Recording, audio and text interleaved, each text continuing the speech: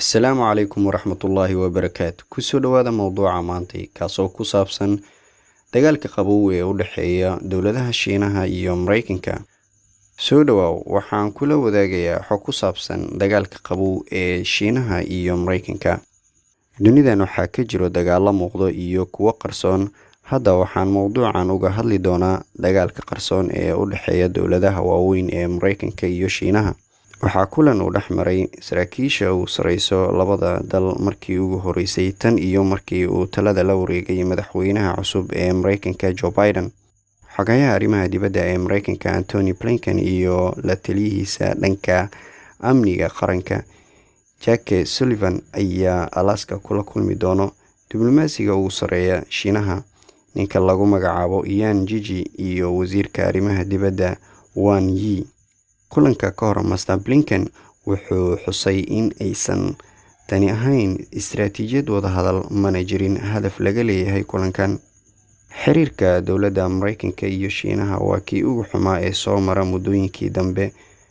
Waxay canshuur kordhin ku sameeyeen wax soo saarka labada dal dhinacyo badan oo ka mid ah.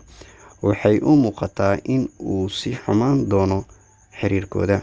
Dowladda hadda talada hayso ee uu hogaamiyo madaxweyne Biden waxaa ka horeysay dowladdii Trump, taasoo dagaal adag la gashay dowladda Shiinaha.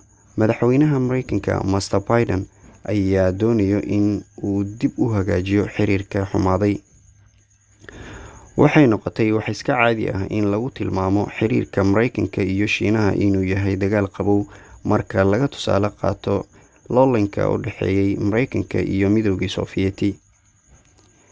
Haddii aad u fiirsato, dagaalka qabooba ee micnihiisu ahaa halgan weyn kaasoo ku lug lahaa dhammaan dhinacyada awoodda qaran ee u dhexeeya labada nidaam, kuwaasoo meelo badan iskaga horyimid. Waxaa kuu muuqanayso tartanka Mareykanka iyo Shiinaha inuu yahay kii Mareykanka iyo Sofiyeetkii. Waxaa maanta iska cad dowladaha Mareykanka iyo Shiinaha in ay yihiin awoodo la isbarbar dhigi karo dhanka iyo dhaqaalaha, diblomaasiyadda, militariga iyo tiknoolajiyadda. Dagaal furan oo ay galaan labada nidaam midna kuma ladi doono hurdo.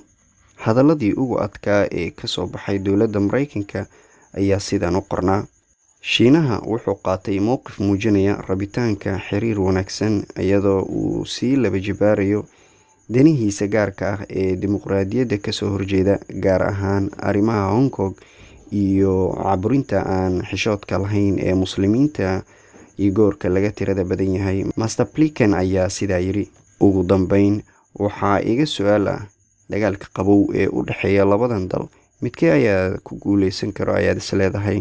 Marka hore, mahadsanid. Fadlan ha iga hilmaamin subscribe, like, share. Waxaan ku leeyahay mar kale, assalaamu calaykum waraxmatullaahi wabarakaatu.